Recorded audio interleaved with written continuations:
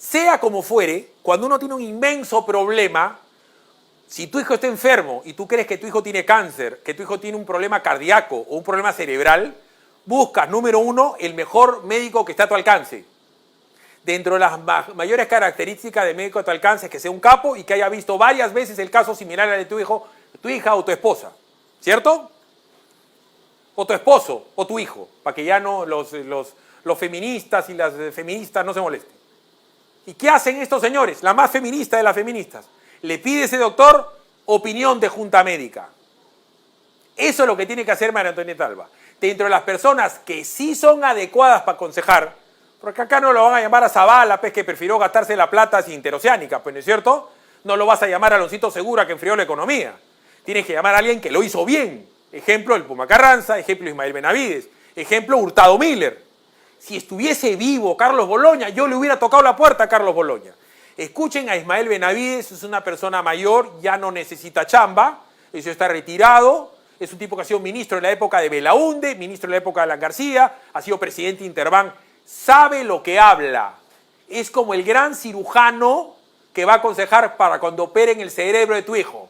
El Perú puede tener un cáncer y no podemos hacer ensayo y error, no se arma las piezas de un rompecabezas. Eso está mal. Escuchen a Ismael Benavides. Estamos en línea con el ex ministro de Economía, Ismael Benavides. Ismael, buenas noches. Buenas noches, Philip. A ver, lo primero es saber de qué tamaño es nuestro problema, cómo mensurar, cómo medir con indicadores válidos el daño que le puede estar haciendo o que le va a hacer el coronavirus a la economía peruana. Mira, todo depende de cuánto va a durar el toque de queda, la paralización de actividades económicas. Acabo de ver un artículo del economista Roberto Busada, donde calculaba inicialmente una caída de 3% del PBI, otros economistas calculaban entre 3 y 4, y que esto se extiende, podríamos estar hablando de hasta 8% del PBI, es decir, si se extiende hasta mayo, o fines de mayo o más adelante. Es que es un daño enorme, y suena así un numerito, pero detrás de ello hay pequeñas empresas, hay empleo, que es lo más crítico, y que es lo que se tiene que proteger con estos programas de rescate que ha planteado el Ejecutivo y que ha sido hasta ahora muy eficientemente implementado por la Comisión de Reserva y la Superintendencia de Bancos. A ver, sin embargo, sí, perdón, la pregunta que me hago yo, tú has sido presidente de Interbank, que has estado ligado a Asbank durante gran parte de tu vida, ¿está la banca en capacidad de repartir a 3.300.000 personas ese dinero? Porque una cosa es que el gobierno diga que está a disposición de la gente y otra cosa es que la gente lo cobre. ¿Logísticamente lo pueden hacer en una semana o dos? Bueno, esta es parte del rescate que ha planteado el gobierno. Y evidentemente es muy difícil porque simple y llanamente el proceso de identificar quién está o no en la lista. Una persona X que se acerca al banco, oye, va a cobrar mi bono, tiene que buscar si está en la lista, tiene que ver si está calificado para recibir el bono y recién se lo entrega. Entonces, todo eso toma tiempo. Y los bancos, a su vez, han sido obligados por las circunstancias del toque de queda y las posibilidades de traslado de su personal a reducir sus horarios, de tener menos gente en las agencias por el tema de contagio.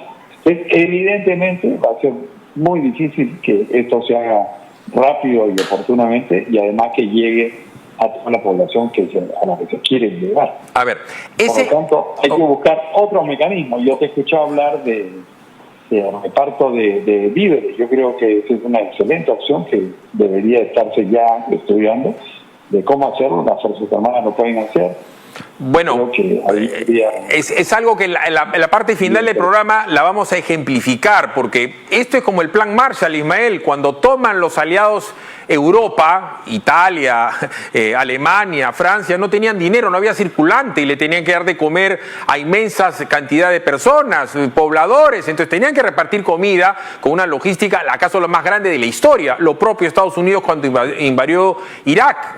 Entonces, en fin, no me quiero quedar en eso. La pregunta que te quiero hacer es la siguiente: por teoría económica, al cerrar al público las ventas, no ingresa dinero a las empresas pequeñas, medianas y grandes. Como es obvio, si tú le quitas liquidez a las empresas, le puedes romper la cadena de pagos. La teoría indica que lo que tendría que hacer el gobierno es dar un crédito puente blando para que las empresas puedan seguir viviendo en el lapso de ¿qué? 2 meses, 3 meses, 4 meses, plazos de gracia. ¿Cómo entender el crédito puente y el capital de trabajo en la carestía de la liquidez? Mira, eso es claro, el que no se rompa la cadena de pagos. Y para ilustrar a tus televidentes, simplemente una empresa tiene por un lado sus cuentas por cobrar y sus inventarios, que es lo básico, aparte de su infraestructura, y lo otro es sus cuentas por pagar. Si no tiene ventas, no va a tener ingresos y no va a tener cómo pagar las cuentas a sus acreedores que les han vendido insumos, los otros acreedores que son los trabajadores que han laborado en la empresa. Es muy importante preservar eso. Y eso no se va a preservar solamente con un apoyo directo del Estado. Yo creo que la forma de hacerlo es llegar lo más cerca al final de la cadena, es a la micro, a la pequeña empresa, es con un esquema en que el Banco Central dé facilidades a los bancos y los bancos a su vez den estas facilidades porque son los que tienen la mayor red de permeabilidad hacia los pequeños negocios, de tal manera que facilite que puedan tener sus cuentas por pagar refinanciadas y puedan eventualmente sobrevivir hasta que se levante. A ver. Se podría mencionar esto, por ejemplo, decir a una empresa, yo te voy a entregar en estas facilidades el equivalente al IGB que pagaste el año pasado o al impuesto a la renta que pagaste. Ahí habría una forma de medirlo, porque si no se vuelve una cosa totalmente subjetiva. A ver. De esa manera yo creo que se podría sustentar pero soporte a la correcto. La ministra Alba seguramente tiene experiencia en algunas cosas, pero nunca ha manejado una crisis de esta magnitud, ni nunca ha gerenciado empresas, ni ha estado en el sector real. Su expertise es en el sector público. Entonces, la situación de las gentes también es complicada. Yo sugeriría la posibilidad de que compren las deudas de las tarjetas de crédito del Banco de la Nación y con 3, 4 meses de gracia refinanciar eso bajo la absoluta certeza de que las familias no van a seguir teniendo otra tarjeta de crédito. Igual podría decir con taxistas, mototaxistas o motorizados, es decir, la cuota pequeña, porque es lo que mueve la economía a las pequeñas personas. Recordemos que el movimiento del Perú, de los peruanos, es el 28% del PBI. Entonces, estos créditos puentes tienen que hacerse con análisis econométricos y de gente de altísimo nivel. Calculo que le están tocando la puerta al BCR, a Sbank. ¿A quién más se le debería consultar? Mira, este es un tema de inyectar liquidez al sistema y evidentemente quien tiene la clave principal ahí es el Banco Central de Reserva. Y yo creo que ha hecho un adelanto importante Julio Velarde anunciando $10.000 millones de disponibilidad para eso. Sin embargo, esto tiene que ser un plan integral. Y en eso el Ministerio de Economía ha anunciado 12 puntos del PBI como parte de este plan, pero no ha dicho cómo lo va a hacer. Entonces, yo creo que cuando uno se lanza en uno de estos esfuerzos, tiene que dimensionarlo. En primer lugar, ¿cuánto va a ser? Y en segundo lugar, ¿cuánto tengo y cuánto necesito recabar de otras fuentes?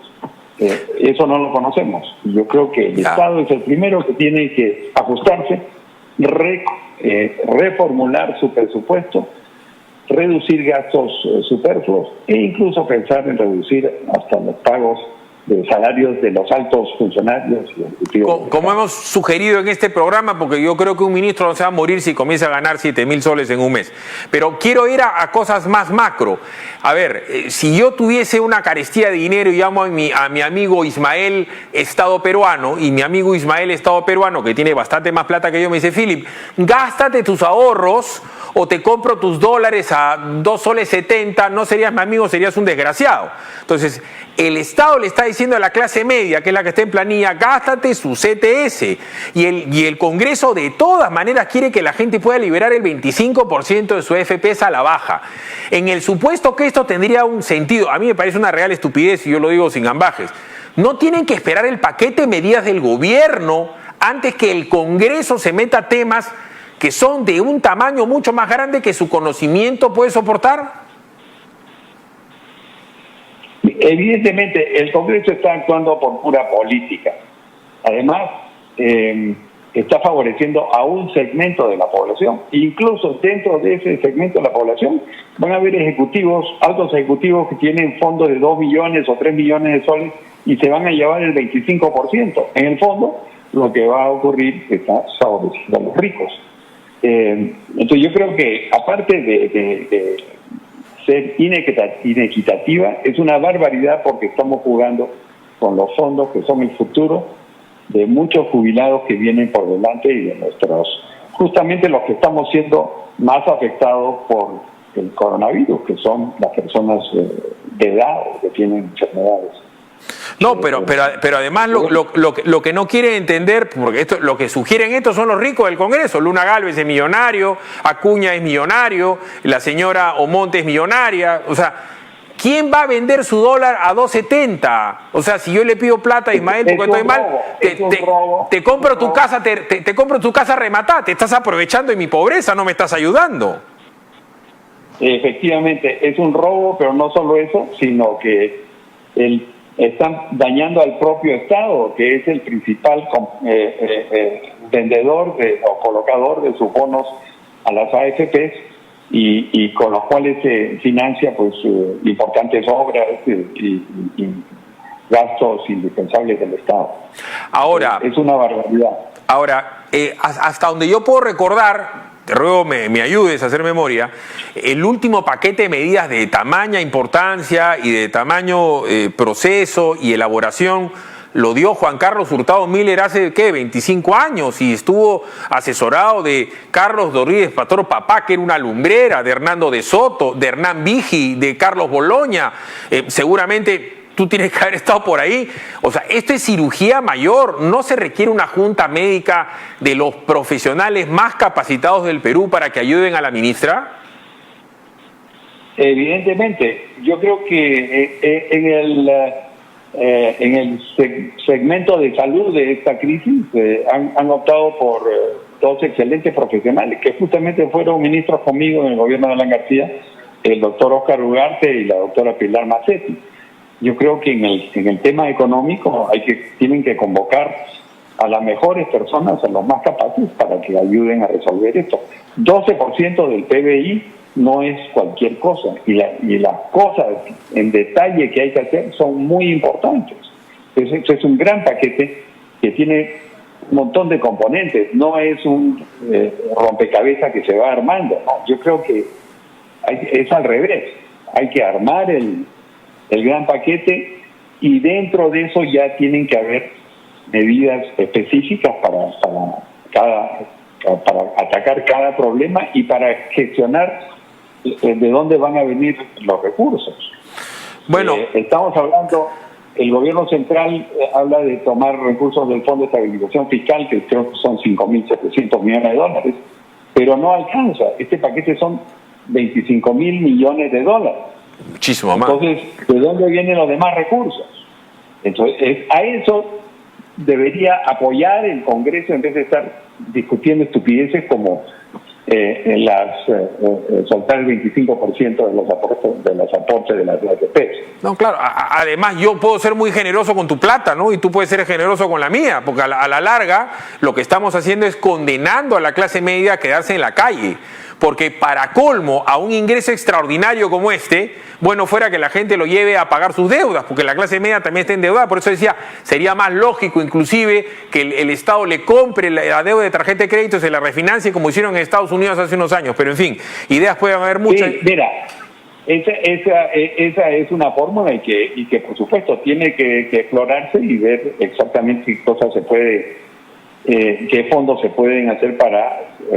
especialmente los que más necesitan y que están altamente endeudados. Correcto. Lo otro, Hurtado Miles, bueno, desde entonces y con la Constitución del año 93 hemos constituido todas estas reservas, que tenemos 70.000 millones de dólares en el Banco Central, una situación macroeconómica estable, somos grado de inversión, tenemos un sistema financiero sólido, un mercado de capitales donde está justamente las AFP. Entonces, aquí estamos usando esas reservas. Estamos gastándolas, por supuesto, y espero que sea bien para soportar esta caída en la actividad económica y no empobrecer más el país, pero después tenemos que reconstituirlas. No es que gastemos... No te puedes gastar todo ahora. La plata. Correcto. Y entonces para eso tiene que haber disciplina fiscal, tiene que haber un programa económico ordenado, y yo espero que no se estén tirando la plata pues en barbaridades como se han hecho desde la interoceánica, los panamericanos, la refinería de Talara. Más bien tenemos que volver a reconstituir la solidez financiera del Perú para enfrentar las cosas que se nos puedan venir en el futuro. Ha sido muy amable con nosotros Ismael Benavides. Saludos a toda la gente de ICA porque de ahí él nos está hablando. Esto lo ha entendido hasta Vicente Ceballos. Si te gustó este video, ya sabes, dale like y únete a nuestra inmensa comunidad en el PBO Digital de nuestro Facebook. Mueve la campanita, suscríbete en la página del PBO Digital de YouTube. Y por supuesto, comenta y comparte en nuestro @PBO Digital vía Twitter. Se lo vamos a dar a mi mamá. Mira, este closet va a quedar espectacular. Mira, acá Oye, la ya camisa. pues. Decidir sobre tus ambientes, difícil. Pero comprar tu lote con Centenario, facilísimo. Solo presenta tu DNI, un recibo de agua o luz y listo. Sin inicial y hasta 10 meses sin intereses. ¿Tu lote con Centenario? ¡Facilísimo! Centenario, 90 años haciendo propietarios más fácil.